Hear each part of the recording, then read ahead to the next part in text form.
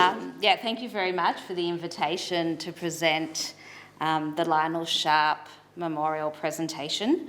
I did have the opportunity to meet Lionel a couple of times and know some of the family, so I'm very honoured. I'd like to begin with an acknowledgement of the traditional custodians of the land, the Bunurong people of the Kulin Nation. Pay my respects to their elders past and present and recognise their role as the custodians and not having ceded sovereignty. They, of course, have been preserving heritage and stories for many tens of thousands of years. It's not a competition, but we, as also people that are custodians of heritage and stories, we can really respect their role. And just last week I was in Canberra and I came across this work of art by Archie Moore, and I thought you might appreciate this as genealogists, because this won the Venice Biennale Art Award last year, and Archie Moore, Indigenous man, has gone back 24,000 generations. It's 65,000 years. This is a close-up that says me, and he used archives and ancestry.com to do so I thought that was a nice way of acknowledging they too do their own kind of record keeping and telling of their generational stories. I also like to begin with thinking about what is the Hebrew date. So today is the 18th of Cheshvan 5786, and remind us of our own walking through time, and as has also been acknowledged, it is the anniversary of Kristallnacht. That was really not the beginning of the end, but in a way a sealing of the fate for Berlin, for German Jewry, and then European Jewry, and then also almost a month today, William Cooper led a group to the German consulate in Melbourne to protest about the treatment of German Jews. I'm not a professional genealogist. When my daughter did the Roots project, this was her family tree. And we can't, being professionals, you'll see we're a pretty small family, which, and growing up, I was very conscious both my parents are only children. I didn't really have this richness to offer our children when we did it, and embarrassingly I was too busy running this program for myself to embark, although Mark, you could have. But anyway, we didn't take the opportunity to really dig deep into our family, and I've always been envious of families that can go back so many generations or have a tree that is so laden with leaves and branches. And then it sort of occurred to me that I could also go back. I just don't know it yet, but of course all of our families go right back. And I guess for my family on both sides, it's my parents are child survivors, and it is a form of dispossession to kind of lose connection to your heritage, to the generations.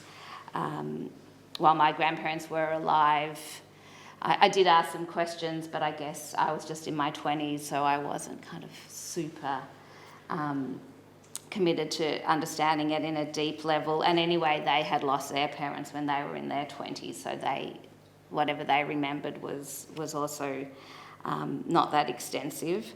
So I guess that's also my way into really thinking about how incredibly valuable the Roots project is, and I didn't get to do it when I was at school, and it really is the impetus to get those conversations going across the generations.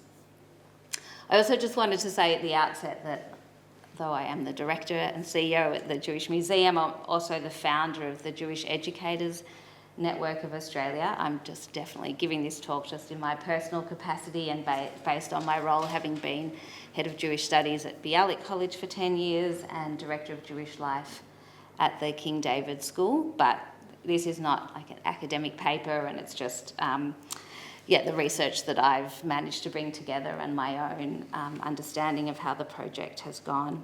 It's also focusing on roots projects in Melbourne rather than a nationwide survey, but I do touch on other states a little bit. I think before I dive into the Roots project, maybe it's worthwhile, and I'm sure it's familiar to all of you here, but to really understand the Roots project in terms of the broader, what I'll call Jewish project. And that really is about continuity, about instilling identity from one generation to the other, this unbroken chain of tradition that goes back thousands of years, midor, lador, from one generation to the next. I don't know if you can really see that, but that's just a quote from Genesis with all the begat, begat, begat, begat, the first form of family trees. This goes back to the line of Shem, but just the last few, Nahor lived 29 years, he begat Terach. Nahor lived 119 years, sons and daughters, and then he begat Avram, Nahor, and Haran. And I guess the beginning of the Jewish story. But the importance anyway of, us getting more than 10 generations even before we start with Avram, who of course becomes Avraham. So that sense of, it's nice to kind of locate the family trees we do today back to, the very beginnings of the Jewish story, and that no one comes from nowhere except for Adam and Eve. But other than that, the Torah really carefully gives us those generations. And that idea of Zachor, remember, that's also really embedded in our tradition and in our consciousness. There is so much that we're commanded to remember in the Torah. In fact, the word Zachor, or a variant of it, appears 169 times. Remember that you were slaves in Egypt. Remember creation. Remember Shabbat. Remember Amalek. Remember when you provoked God. Remember the days of old. And as Yerushalmi, some of you may be familiar with his book, Zachor, Jewish History and Jewish Memory, he talks about the difference between memory and history. And history is knowing something in a cognitive, kind of intellectual sense, its dates, its details, whereas Zachor, or memory, is really internal. It's a personal sense of this happened to me, not to them. There's an association and an emotional connection, which is why Zachor is really a religious imperative for us. And then interestingly, also in the Torah with the Exodus, in fact, before the Exodus has even taken place, while they're still in Egypt, there's a line where God says, "In time to come, a child of yours will ask you, 'What does this mean?' and you shall reply." And I think it's fascinating that it looks forward to say, to already instill in this generation as parents, like in the future when you're in the land of Israel and they ask you, what does it mean, you shall tell.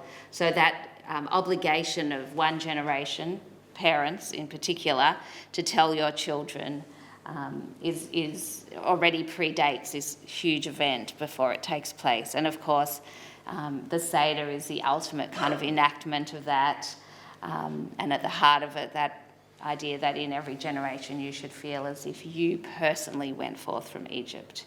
And again, to make a leap from the Torah in ancient times to today, when we tell our children their stories, it is the idea that they sort of take on these memories, they become the custodians. This happened to us. Of course, it happened to you as parents, as grandparents, as great-grandparents, but there's this coming into the family narrative that has been an aspect of Judaism all the way through. The philosopher Isaiah Berlin says, "All Jews who are at all conscious of their identity as Jews are steeped in history. We have longer memories, we are aware of a longer continuity than almost any other community." So that's a very unique feature. So we have this kind of project, and I guess for most of our history, it was parents, like we see here, who are commanded to do it, but then it extends beyond parents to the schools and to the shuls, and remembering that compulsory education was instituted by the Jewish people 2,000 years ago, long before the modern day. Rabbi Jacob Neusner, a US rabbi, says, civilization hangs suspended from generation to generation by the gossamer strand of memory. If only one cohort of mothers and fathers fails to convey to its children what it has learned from its parents, then the great chain of learning and wisdom snaps. If the guardians of human knowledge stumble only one time, in their fall collapses the whole edifice of knowledge and understanding. It does put a lot of pressure on the parents and on each, but you can see that, it only takes a generation for this incredible gossamer, this thin thread of tradition to be broken. So, that's just a little bit of background. So then coming now to the Roots Project and our current day, and we can really see, like on one hand you might think, well, what does a Roots Project, a family history project really have to do with schools? Why bring it in? Surely that's something that can be left to families or research interests at any stage of life. And I guess it's something that as an educator or even as a parent, I didn't do it myself as a student, but it was kind of established before me and something that was happening. And in fact, until I was asked to do this talk, thank you, Renee and the committee members, I sort of hadn't really thought about what is this doing here in our schools, although I do recall many years ago at the start of my teaching career, I was teaching at a girls' school, non-Jewish girls' school, at the same time as my eldest daughter was doing her Roots project. So she was in Year 7, I was teaching Year 7. And I did think how lucky our daughter was to be doing this project and how much other school students could benefit from this kind of work. But I guess when you step back, it doesn't necessarily seem the obvious thing for a school project.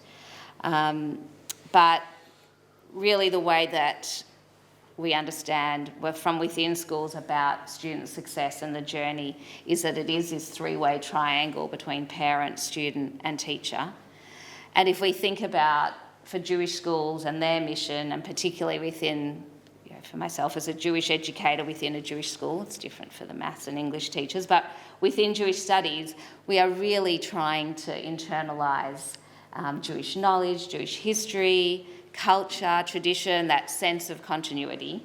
Not all maths teachers expect that their students will go on to be mathematicians, and not English teachers don't necessarily think their students will go on to become novelists and writers. But for Jewish studies teachers, we have to, that our students will come out of with a Jewish education to last them a lifetime and a commitment to this. And so that anything that we can do to really embed our mission as for fostering continuity, knowledge, identification makes sense within the Jewish Studies program. And so that's one way of understanding the Roots project and how it found its way into schools is like, well, rather than just teaching about 20th century Jewish history, our students, the history is happening in their families, and by having these conversations and getting them going, we're making this history relatable, we're making it interesting, we're going from facts into a story. And so that, I guess, is how we can start to understand how it comes into the classroom. When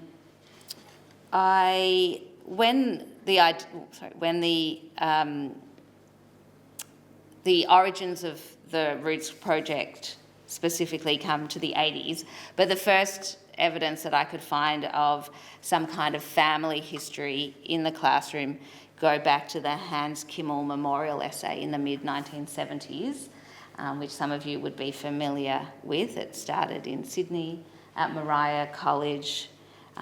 Sophie Kaplan, some of you are nodding. So I hadn't heard of it until about a year or two ago, but it's a feature of Moriah College Year 10 that all students write what's called this Hans Kimmel essay. And it was in 1975, Sophie Kaplan had a child doing Year 9 Jewish Studies at Moriah College, and their studies of Jewish history ended at the Second Temple. And you had a classroom full of many second generation children who have these incredible histories, and yet there was no Holocaust history being taught then, no history about the founding of the State of Israel. Really, 20th century Jewish history was not a feature of the classroom, which now kind of seems astounding. But then that's what it was. So she put forward the idea to the principal of the school, how about have students go and actually interview their own families and write it up, and research secondary sources as well, and we'll have it a competition. She worked with the historian Susan Rutland to sort of make it part of the curriculum, and at the time the way that she recalls it and it's written about is that students were like, what, we're going to talk to our parents or our grandparents and this is going to be an actual essay that we're going to get marked on. Like, that just seemed like hardly worthy of a school academic exercise. And I guess now we also recognise oral history, personal narratives as part of the historical record, but at this time it was quite a radical step. So this wasn't quite yet the Roots project, and as I said, it was for year 10, but that idea that in a classroom that your family might have a history that's worthy of knowing, researching, recording, writing up, is the first time I can see anything like that happening sort of here in Australia. Then in the mid-1980s in Israel, they started something called My Family Story, the Roots Project, part of the Jewish Family Heritage Project, and in Hebrew called Moreshet Beit Saba. And that seems to be where we first hear about a Roots project that's linked to Bar and Bat Mitzvah, B'nai Mitzvah age, started by the Jewish Agency, Beit Hatfutzot, the Diaspora Museum, which is now called ANU. Have any of you visited ANU? Yeah, it's amazing. I actually remember going in 1980. We had 6 months in Israel and going to Beit Hatfutzot, as it was then called, and you could enter surnames into the database, and computers were so new, or a database. I think I still got the printout. I don't think there was anything for Krantz, but Handel got something, and that was very exciting. So they started, and actually Avram Schwartz, or Aubrey as he was then, actually had this brochure from the mid-1980s. He was living in Israel at the time, working for the Jewish Agency, and he was involved in getting this project into the diaspora, into English-speaking countries, translating it also into French, into Spanish for the South American, and getting it out there. So that's when I was asking around, like Miriam Munns and some of the educators who started the Roots projects in Melbourne, like, where did you get it from? And they talk about it being a project that was coming out of Israel. And I talked to Abe about his time, and he was very excited about the memories of doing this in the mid-1980s. And he said, in fact, one of his most vivid and satisfying elements of the role was getting this program into the kibbutz movement, which he did together with Aryeh Ben-Gurion, David Ben-Gurion's nephew. And the kibbutz movement were thinking something that they could do, or the secular kibbutz movement, that would be meaningful to the kibbutz children. They weren't going to read from Torah for Bar and Bat Mitzvah. And so the Roots project, the idea that you could do a family history and then stand up in front of the community and share it, was something that really appealed. And often you would have 3 generations of a family living on the same kibbutz, so it was quite easy to read. So in place of the bima that you have in a shul, you have a bama, like a stage in the Chadar Rochel, and the aliyah, in inverted commas, is to get up and show your family story. So that was a nice kind of little insight into it in Israel. So Miriam Munns recalls spending a year in Israel around 1989, 1990, and then the Jewish Agency and Beit Hatfutzot and other organisations were really keen to get this program out into other parts of the world, and she started it off at Mount Scopus and perhaps started at Bialik College at the same time. And really this idea about it being a way to enhance and deepen the B'nai Mitzvah experience. And I think that that's something that's really worth thinking about, is why the Roots Project at this age.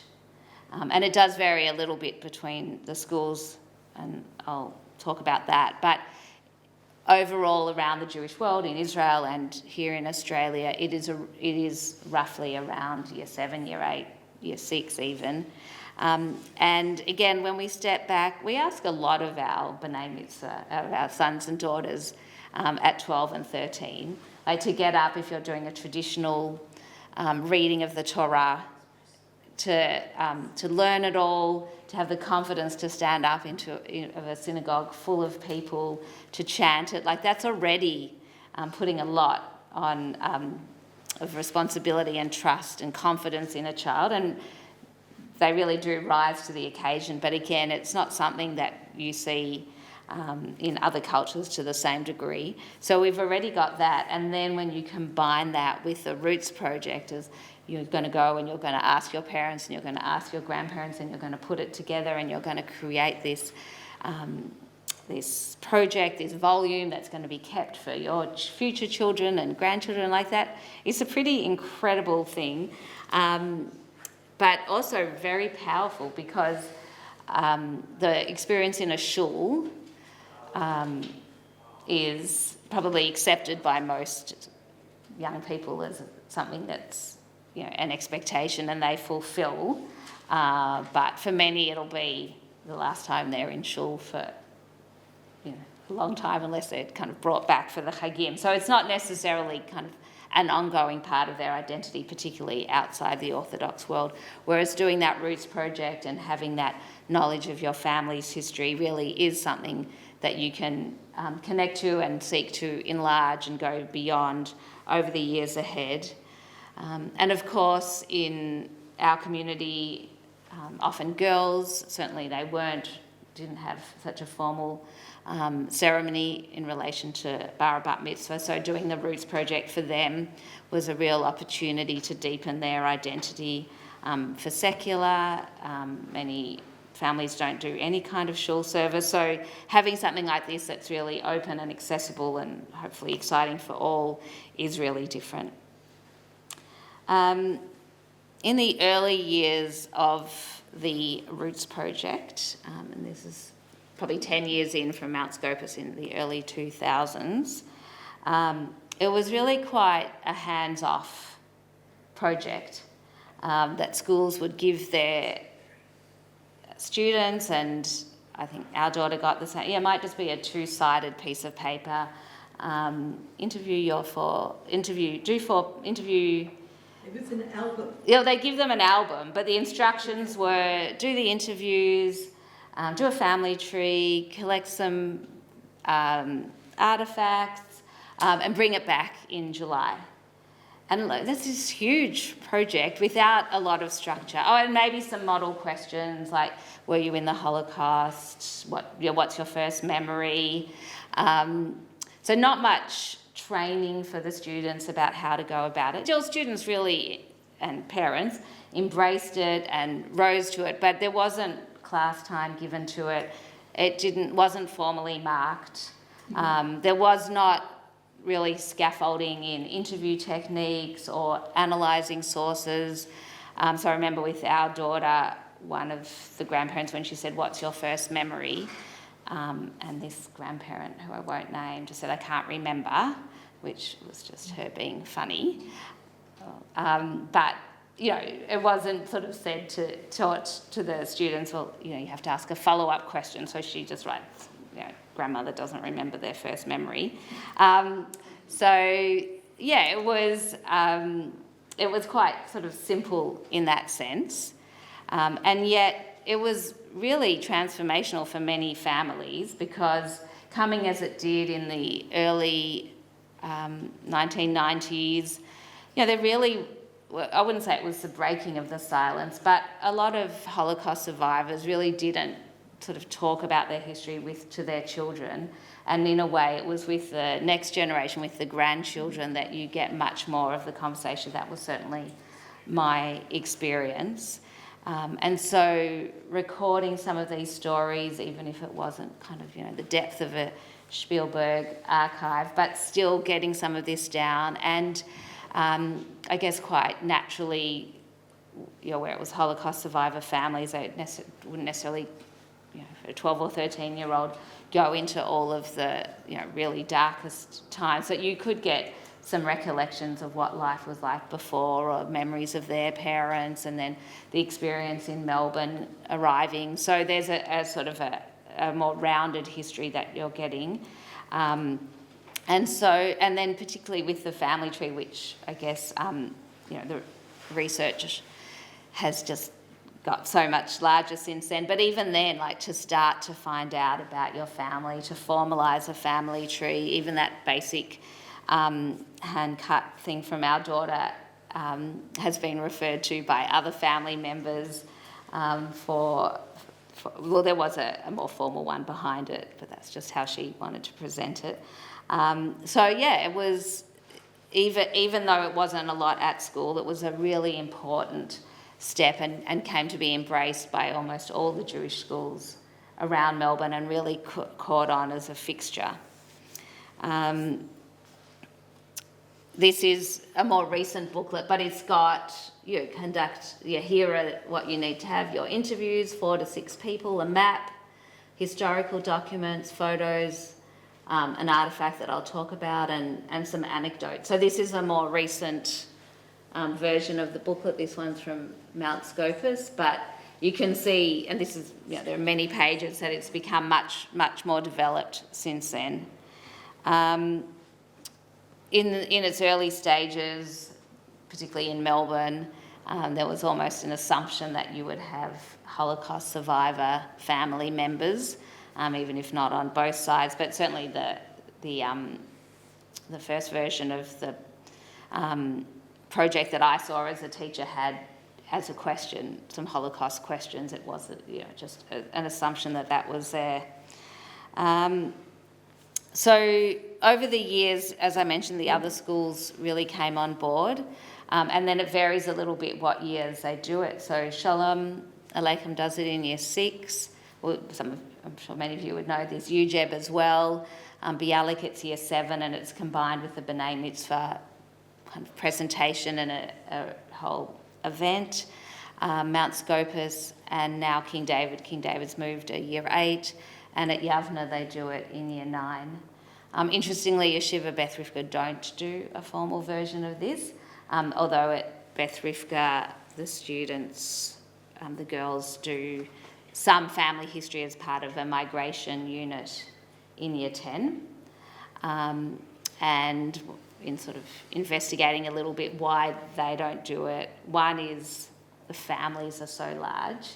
By the time the 25th student is asking, the grandparent, tell me your story, they've done it so many times. And also if you have 7 or 8 older siblings, then hey, it's your Roots project time, that it's kind of a bit done. And then another is perhaps sensitivity in some of those families, like if you've got people who've converted, or some stories in your family, you don't necessarily want people looking too carefully at it. Over the years, new elements have been added. So one that Bialik, I think, started at Bialik, but now at other schools, is designing a family crest. This is some recent ones. And I can see since Canva's come on how, because when we started doing it, they were really hand-drawn. Now they're much more professional looking, thanks to Canva and no doubt AI. Other elements are to write your own autobiography. And I think that's a really beautiful thing. And in my time, we did that in combination with the English studies to actually do quite a polished piece of writing. But with that awareness that your own history, even if you're only 12 or 13, in a generation or two, it'll be kind of very interesting how you're living your life. Might be a profile of a particular town or organisation that the families had. I know Yavna do that. at Bialik, we brought in kind of a document analysis and some critical thinking where we actually sort of had the students analyse an original document for what you could glean from that for history. The idea to dedicate your Roots project to someone and have a formal dedication. So that, the schools vary a little bit beyond the kind of core part that they share. And something that I was involved in at Bialik was linking the Roots projects to the Anul My Family story. So even if the original version of this came out, the Roots project came out of Israel and Beit Hatfutzot in the late 80s, they weren't really formally connected. It was just the kind of the loose inspiration. And then in my time at Bialik, I saw that there was this opportunity to do what they call a creative response. So that in addition to the Roots project, students were invited to create anything they wanted that would pick up on an element of their family story. Could be photographic, sculptural, textile. Many have done cookbooks. It's incredible what the students come up with. And then that really has become a beloved feature, particularly at Bialik College and at Mount Scopus. They create an artefact, a family heirloom that'll get passed down. And that's an important development, I think, in the Roots project, is that it goes from just an album, and of course, more recently, many choose to do a digital book. But in addition to the book is this three-dimensional or artistic response. So this is an exhibition held at Anul each year in Tel Aviv, where winners, two students will be chosen from each country to send their project over.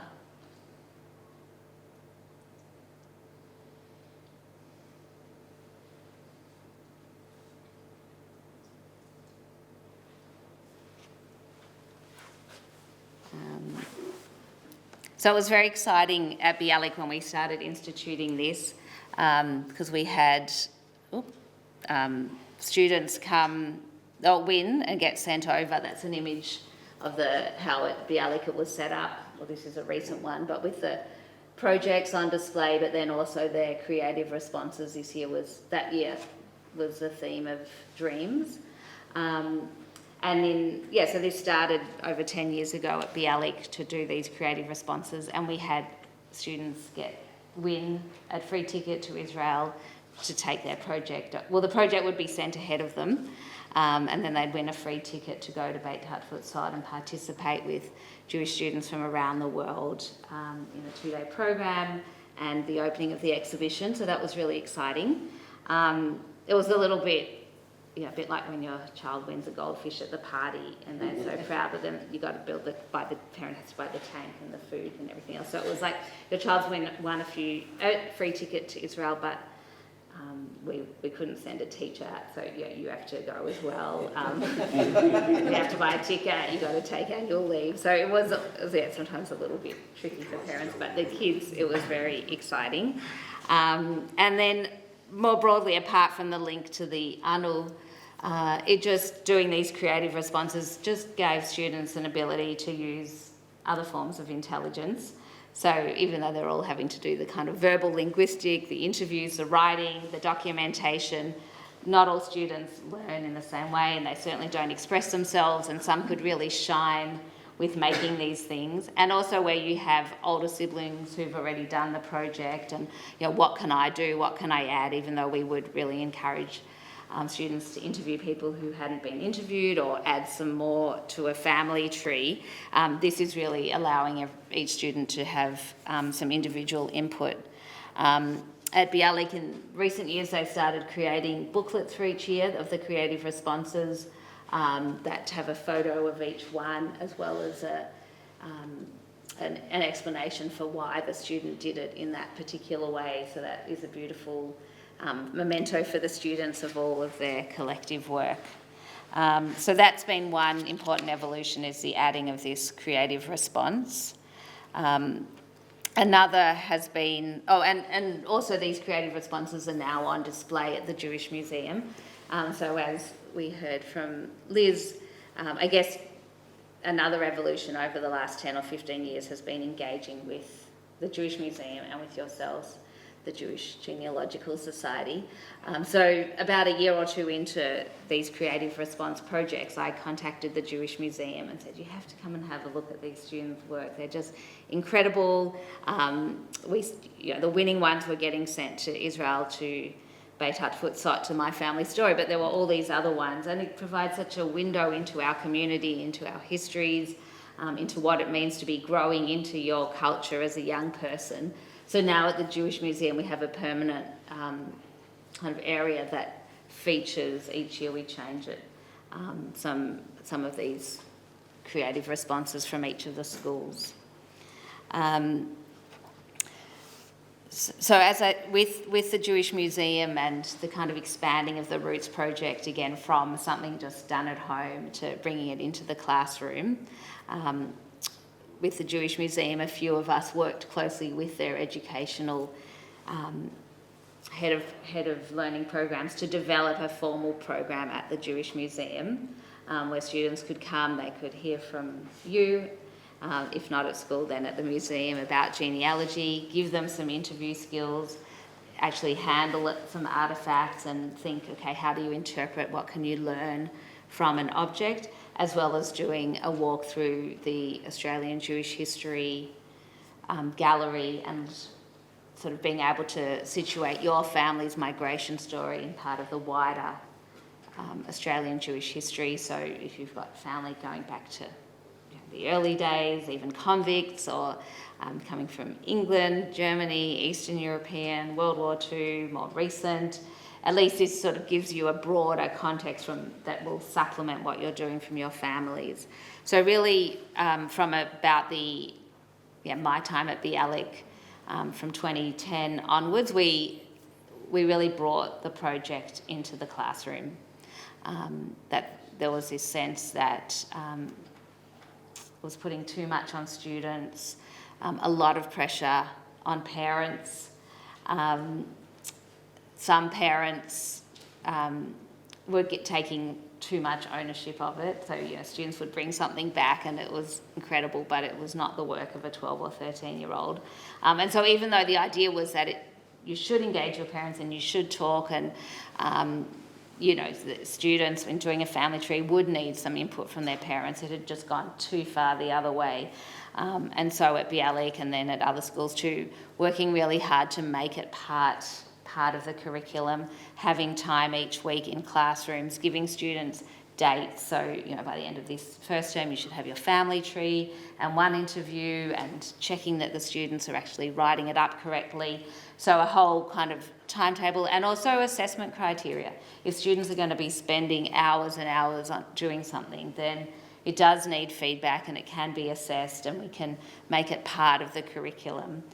So again, that's a really a way that the project over its 35 years in Melbourne at least has evolved to be considered something that should be in the class, and getting assessment and teacher feedback, and also students even listening to each other, because otherwise you would just have them come and put it all out for one night and students would look at each other's work and that's nice, but it wasn't really an opportunity for sharing. Whereas now, when the Genealogy Society comes in or the family trees are finished, we would sort of put all of the trees, not the final copies, but down, and students could actually see, your family's from that town, my family's from that town, or you've got someone of that surname and I did, and we some years even got string and sort of connected the projects. And also just to hear what's something that you've learnt that you didn't know before about your family, and to hear the students share those stories was really beautiful.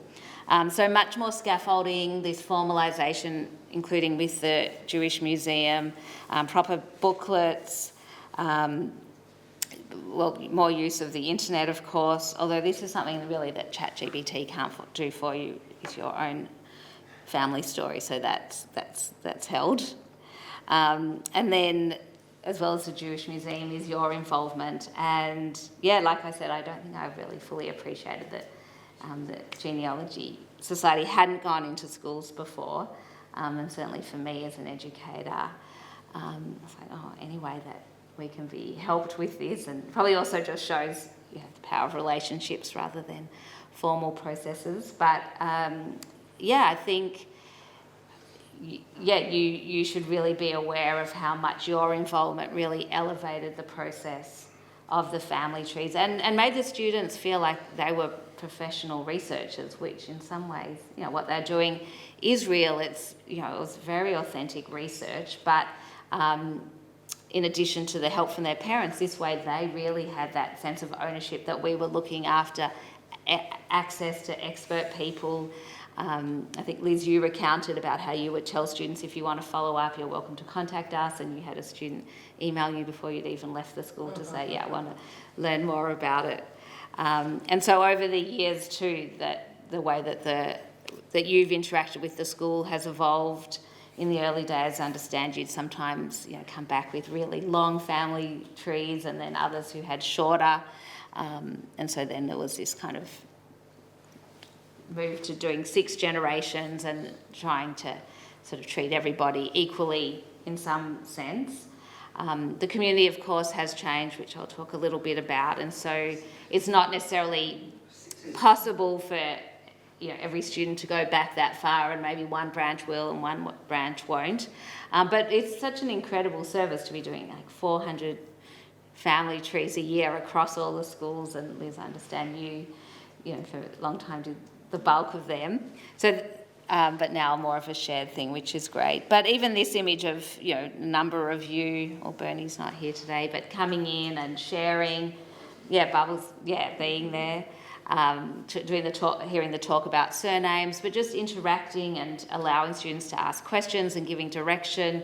It really, really has been a very important part of the evolution of the Roots project, and I'm sure has led to people being able to discover things that they didn't know before, or take it further beyond the Roots project. So in my mind, that was a really beautiful extension and growth of the Roots. Your booklet, which I'm sure you're all familiar with. Well, I might not show, this is a recent launch, but maybe without volume it's not that good. Anyway, that's just...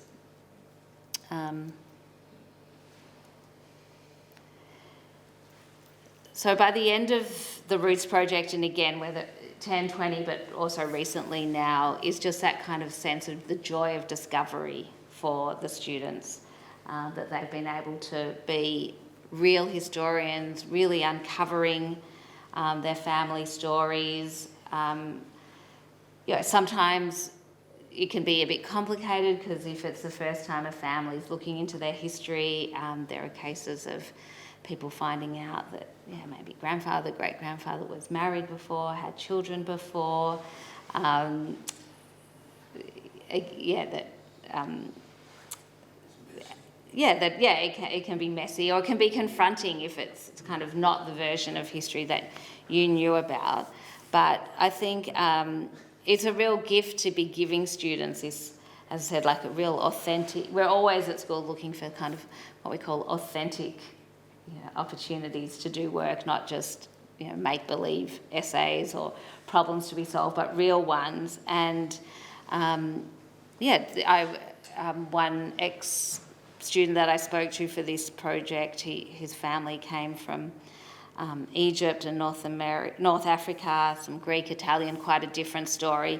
And he kind of on his own initiative as a 13-year-old travelled to Sydney, where his grandparents were living, from Melbourne, took them to see documentation at, I don't know if it was the National Archives, but with the grandparents, like uncovering documents relating to their parents that they had never seen. And he describes, like he still remembers 10 years later, like their smiles and their happiness to see their own kind of personal stories, through these archives. And he also connected them to some cousins they didn't know they had in Israel. And then when he finished school, he went to Israel and met them. And that's incredible for a 13-year-old to sort of be given a framework to do that. One of the beautiful stories that we had at Bialik were 2 students talking about their parents, and one of them said, well, my parent was born on this day, and then they said, oh, my parents that day, you know, looking for connections. So they would, and then they realised their parents were born on the same day, and then they find out that their parents were both adopted. So they're like, adopted and born on the same day, that's a real coincidence. And it turned out that these parents were twins who'd been separated in adoption and never knew about the existence of each other. So reunited these siblings, and again, would never have happened without something like this. So there's like so many stories like that that go through the schools. Also, I think Liz, you mentioned about boy and a girl dating each other and then realise, oh God, we're, you know, seventh cousins. So yeah, beautiful stories. I guess too, something over my time and probably for all teachers is sort of navigating a changing Jewish community. So as I said, when these projects were set up, there was an assumption of that there'd be a Holocaust family member, and with the passage of time, it's almost not possible to talk directly, but also our community has changed. Many more descendants from Israel, from Mizrahi heritage, Russian, South African that have their own path, South America, dealing with that. We would have students say, well, you know, my mother or my father, not Jewish, am I allowed to research them? What's their place? So also being sensitive and making sure that they feel that they can and they should research and celebrate that side of the family. Sadly get cases where there's complete breakdown in relationship, where there's separation of, and they're not even talking to one side of the family. So having to help students navigate that, or blended families, and when you do a family tree and it's not that simple, who's your mother, who's your father. So I guess the awareness of sort of some of these kind of facts of students' lives that we need to help them move their way through. Conversion, again, in some families that's a really open thing and celebrated. To be Jews by choice, and in other communities it can be something that you don't kind of celebrate. So each school comes up with their own way of navigating through that.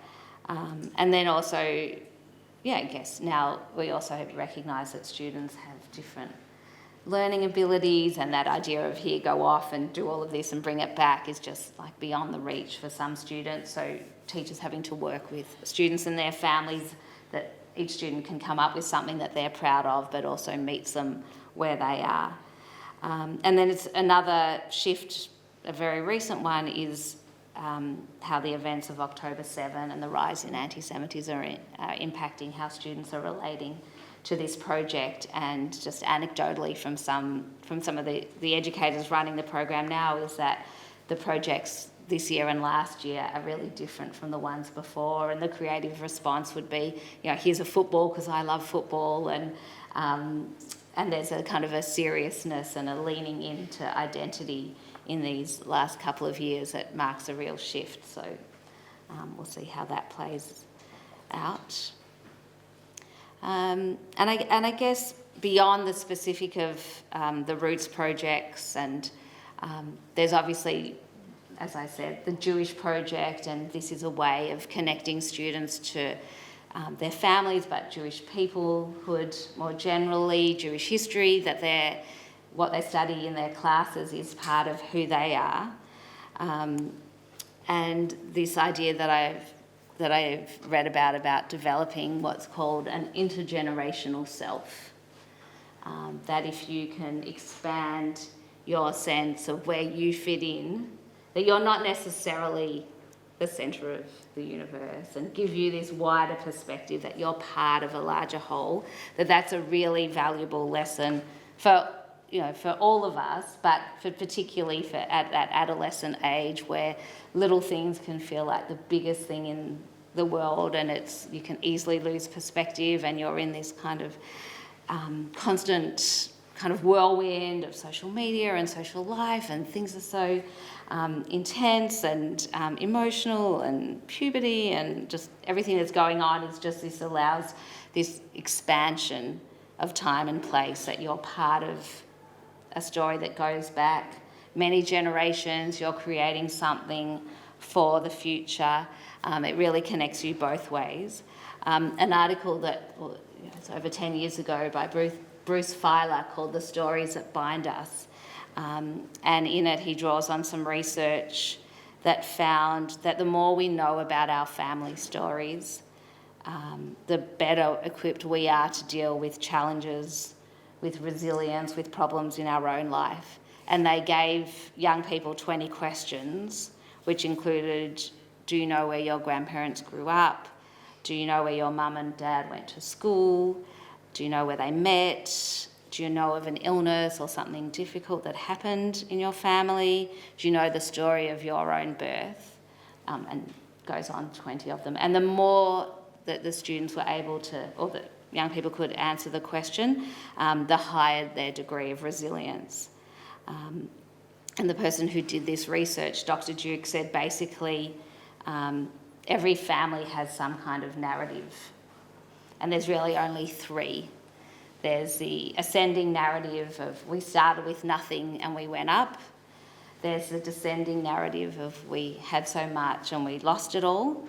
And then the third is this up and down narrative where our fortunes have oscillated, but we've always stuck together. And the researcher found that was the most helpful narrative that young people could get. The oscillating family narrative. My dear, let me tell you, we've had ups and downs in our family. We built a family business. Your grandfather was a pillar of the community. Your mother was on the board of the hospital. We've also had setbacks. You had an uncle who was once arrested. We had a house that burnt down. Your father lost his job. But no matter what happened, we always stuck together as a family. And that's just an example of this oscillating. And that this was just so powerful in giving students confidence and what he called this intergenerational self, this idea that you belong to something larger than yourselves. And I think that's really what the Roots Project gives our students, is this idea of being an intergenerational self.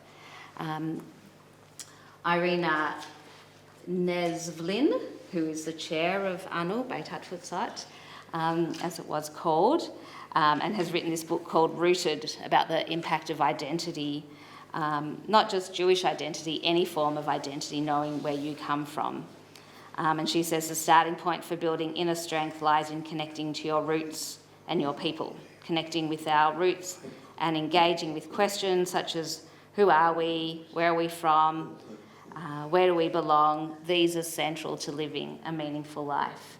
So again, this is a cross-cultural thing, but for Jewish people, to have that really solid foundation is a way of navigating and having a foundation in your lives, and I'm sure many of you can relate to that. But she's done all this research about how people, you can see the hidden connection between cultural heritage and success. And this is not a book for educators or children, it's just for adults in the world, about kind of leaning into who you are and that being a real basis for how you live your life.